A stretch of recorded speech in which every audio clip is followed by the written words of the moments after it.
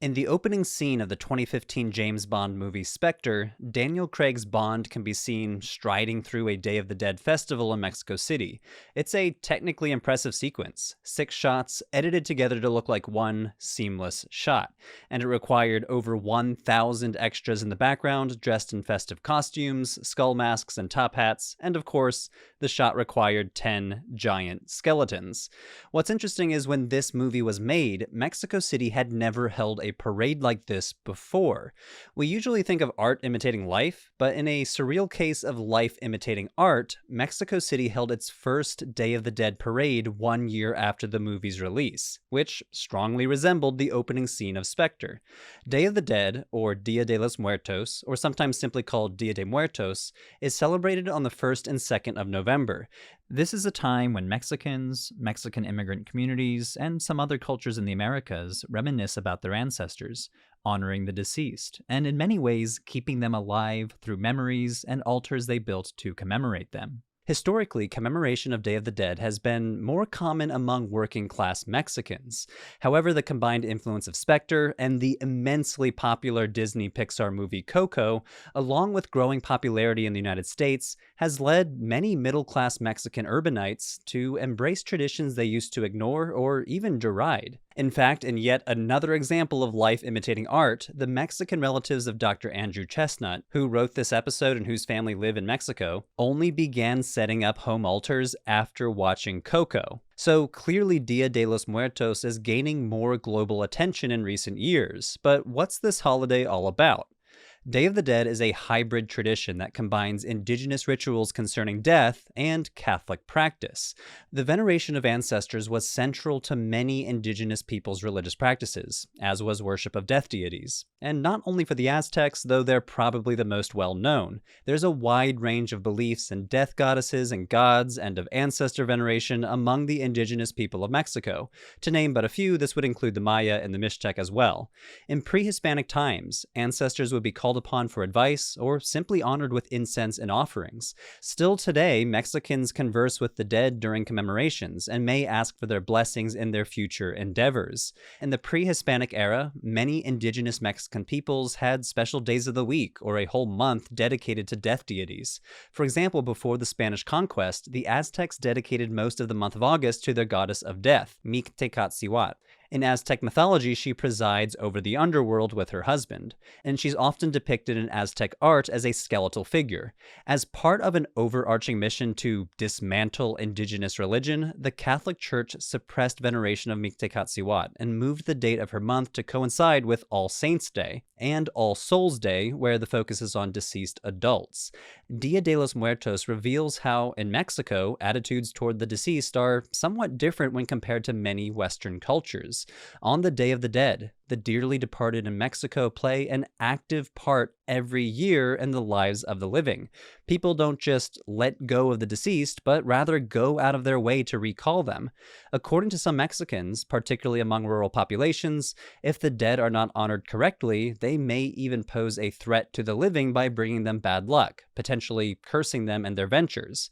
Visiting the cemetery is most common, where families clean the graves of the deceased, hold vigils, and bring offerings to the departed, such as candles, food, and flowers, especially the distinctive yellow marigolds called cempasúchil. Offerings left at home altars are also common. Altars represent the undying bond between the living and dead. These altars typically consist of a photo of the dead surrounded by their favorite objects, which are given as ofrendas, or offerings to welcome them and show these souls that they have not been forgotten. Departed children and infants typically receive toys, candy, sweet tamales, and other such foods. Adults are offered libations of their favorite alcoholic drinks, their preferred dishes, and sometimes cigarettes. Sugar skulls, known as Calaveras de azúcar, also celebrate the dead. They're inscribed with the name of a deceased relative and placed on altars and eaten as a reminder that death is not a bitter end, but rather a sweet continuation of the natural cycles of life. Pan de Muerto, or bread of the dead, is also gifted to the souls and also eaten by the living, particularly at grave sites where the dead are commemorated. From the home to the world stage of cinema, Day of the Dead imagery has become something like an ambassador for Mexico's cultural heritage around the globe. This was especially true of the 2017 movie Coco, which immerses the audience in the 24 hours of Dia de los Muertos in small-town Mexico. The movie was a global success, grossing a whopping $800 million on a $200 million production budget. 3/4 of total box office receipts were earned outside of the United States. Coco set box office records for new releases in Mexico and catapulted to #1 in Chinese theaters. But as seductive as Coco is to moviegoers of all ages, its success might not have been possible without a predecessor, a 2014 movie called The Book of Life, from which Coco was accused of lifting inspiration. The Book of Life presents us with a character called La Muerte, or Death, a mashup of the skeleton dame La Catrina and skeletal folk saint Santa Muerte. The animated film is partially set in a variant of the Maya underworld. Despite these Disneyified portrayals, it should be noted that there are stark differences in how Day of the Dead is observed. The affluent in Mexico City and other major urban centers generally treat the event as an excuse for partying and dressing up in Mexican-inspired neo-goth garb, as opposed to the rural folk of Mexico who put on their traditional huipil, engage in solemn processions, and for whom the event is steeped in traditions that are tinged with bittersweet melancholy mixed with joy. For example, with mariachi bands playing the favorite songs of the dearly departed. A major recent trend in Day of the Dead commemorations is the incorporation of the iconic Mexican death duo who I just mentioned before, the skeletal folk saint Santa Muerte and La Catrina. Many devotees view Santa Muerte, aka Saint Death or Holy Death, as the present-day manifestation of the Aztec death goddess Mictecatzihuat, who presided over the pre-Columbian Month of the Dead. So they've quite naturally been integrating her into Dia de los Muertos rituals over the past 5 years or so. In fact, the practice has become so popular that the Catholic Church in Mexico now issues annual warnings to parishioners during the days leading up to the holiday, warning them to keep Santa Muerte out of All Souls Day and All Saints Day because the clergy view the skeleton saint as a heretical abomination. For example, in 2017, Father Victor Diaz of the Diocese of Veracruz warned parishioners that death is not holy. Here there is no Santa Muerte because Christ has come to vanquish death and sin, and that's why we should celebrate the memories of our faithful deceased who are in the grace of God. The second iconic death figure whose presence has been growing in Day of the Dead festivities is La Catrina, the skeleton dame, who's often confused with Santa Muerte. The dapper skeleton dame has played an increasingly prominent role, especially in urban parades like the massive one in Mexico City. While Santa Muerte is a skeletal folk saint who's at the center of one of the fastest growing new religious movements in the West, La Catrina originated as a satirical drawing. She first appeared in 1910 from the pen of José Guadalupe Posada, who's considered the father of Mexican printmaking. Posada was alive under the reign of the Mexican dictator Porfirio Diaz, who ruled the country for 31 years.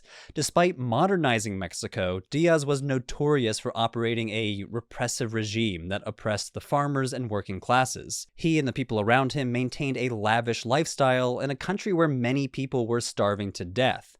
Posada's art communicated his dissatisfaction with the regime, which could instantly be understood by the illiterate masses.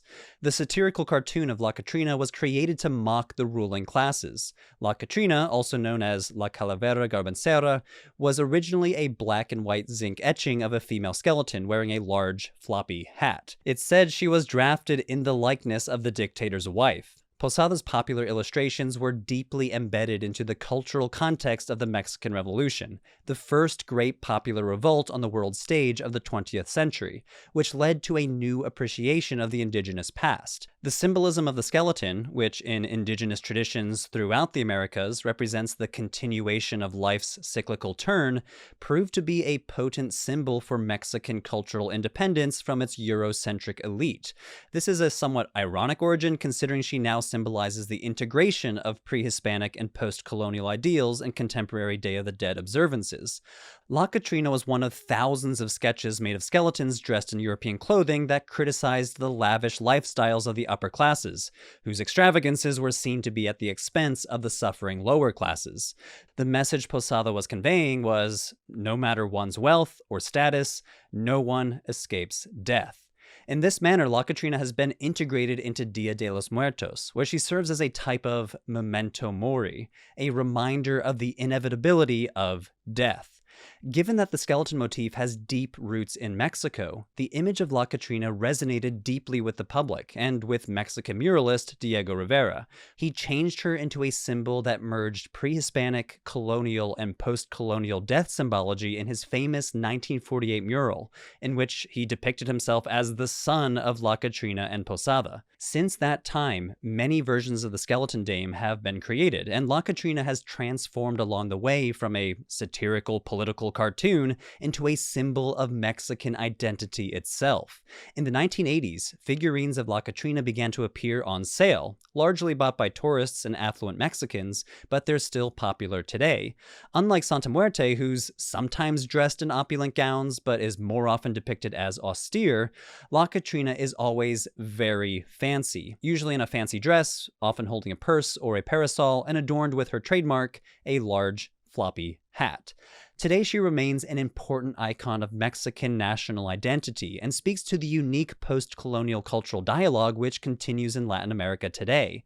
Mexican culture is not alone in its remembrance of death, but the commemorations are unique insofar as they commonly mingle the festive with the funereal in an interplay of happiness and sadness. Running through it all is a sense of humor and empowerment, which takes the hard lessons of death and embraces them with a fullness that's often surprising to those unfamiliar with these traditions, who might view them as grim or morbid. Whether it's under the scythe of Santa Muerte or in the elegant image of Calavera Catrina, during the festivities of Dia de los Muertos, death continues from its pre-Hispanic past to provide a potent image for the inevitable cycles of life.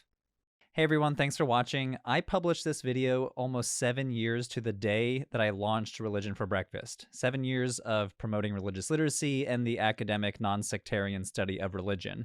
If you'd like to check out that original video, here's a lesson in terrible haircuts. I would not have been able to get this far without our patrons on Patreon. So to celebrate our 7th year, I'm launching a Patreon pledge drive to try to get to 700 patrons by the end of our 7th year. So we have a few more months to go and about 50 patrons left to go. So if you're interested in supporting our mission to boost religious literacy and to explore the dizzying complexity that is global religion, then please consider donating at patreon.com/religionforbreakfast. Thanks everyone.